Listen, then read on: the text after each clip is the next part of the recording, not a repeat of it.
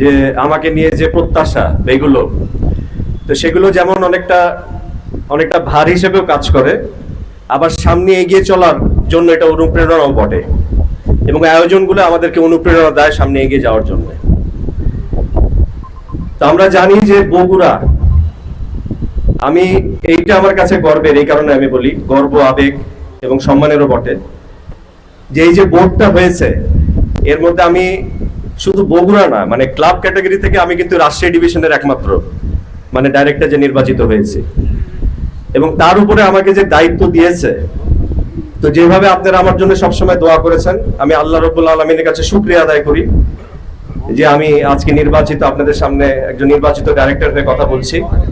তবে আমি মনে করি যে শেরপুর ধুনট, যেখানে আমার শিকড়, যে মাটির আমি সন্তান, এখানকার মানুষের যে দোয়া ভালোবাসা আমার জন্য, এই দায় আমি কখনো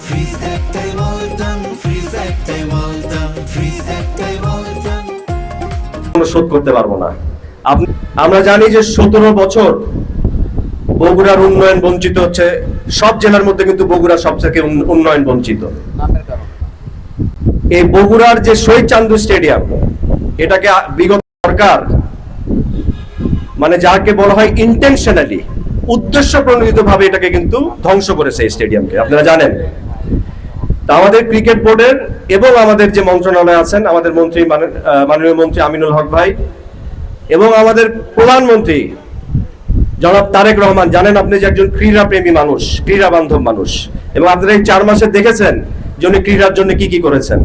নতুন করে স্পোর্টস থেকে শুরু করে, ক্রীড়া ভাতা থেকে শুরু করে, এমনকি ক্রিকেট বোর্ড, সবকিছু নিয়েই কিন্তু উনি নিজে তদারকি করেন, এবং ওনার তত্ত্বাবধানে আমরা কিন্তু এই শহীদ চান্দু স্টেডিয়ামের সংস্কার কাজ শুরু হয়েছে। আমরা বিশ্বাস করি 1 থেকে 1.5 বছরের মধ্যে এখানে আন্তর্জাতিক ক্রিকেট আবারও ফিরবে, এবং আমরা সবাই মিলে আবার সেই খেলা উপভোগ করতে পারবো বলে আমি বিশ্বাস রাখি। আর যেহেতু আমি বগুড়ার কথা বলছি, বাট আমার রুট তো শেরপুর এবং ধুনট, আমি জানি এখানে সবার একটা প্রত্যাশা আছে একটা স্টেডিয়াম, তবে এখানে কিন্তু আমার এমপি সাহেবেরও সহযোগিতা লাগবে, এটা আমি একা করতে পারবো না। উনি সহযোগিতা করলে এবং আপনারা সাথে থাকলে ইনশাল্লাহ, আমি এও কথা দিচ্ছি যে আমরা ইনশাল্লাহ একটা স্টেডিয়াম আমরা শেরপুরে স্থাপন করব।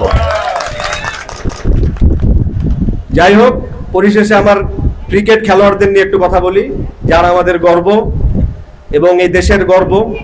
তারা কিন্তু দেশকে প্রতিনিধিত্ব করে আপনার সর্বোচ্চ পর্যায়ে, বিশ্ব মঞ্চে।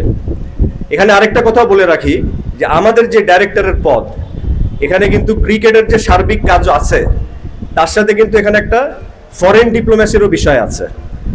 এখানে কূটনৈতিক সম্পর্ক জোরদার করতেও কিন্তু আমাদের ভূমিকা আছে, কারণ জানেন যে ক্রিকেট এমন একটা মাধ্যম যেটা সারা বিশ্বকে ইউনাইট করে, একত্রিত করে।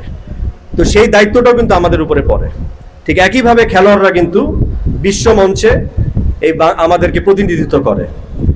তো স্বাভাবিকভাবে তারাও মানুষ, তাদের ভালো সময়ও যাবে, খারাপ সময়ও থাকবে, কিন্তু আমাদেরকে দেশের মানুষ হিসেবে এবং তারা যে এই দেশের সন্তান, এটাকে ভেবে ভালো মন্দের মধ্যেও আমাদের কিন্তু তাদের পাশে থাকতে হবে এবং আগামীতে সমর্থন করে যেতে হবে।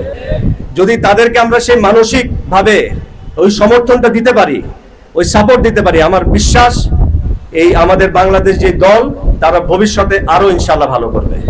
আর আমরা যারা এই কমিটিতে আছি, এই বোর্ডে আছি, আমাদের দায়িত্ব কিন্তু শুধু তাদেরকে ফ্যাসিলিটেট করা, তাদেরকে সহযোগিতা করা, যেন তারা আমাদের দেশকে প্রতিনিধিত্ব করে আরো বড় বড় জয় সামনে আমাদের জন্য নিয়ে আসতে পারে, আমাদের জন্য এই সব আপনার গর্ব বয়ে আনতে পারে, এই প্রত্যাশাই তাদের থেকে আমার থাকবে।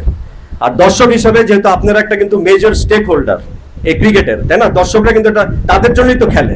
তো সেখানে আমি চাচ্ছিলাম যে তারা যেন ওই আপনাদের সমর্থন দোয়াটা, ভালো খারাপের মধ্যে যেন সবসময় আমরা তাদের পাশে থাকি, এই প্রত্যাশা আমি আপনাদের কাছ থেকে করি।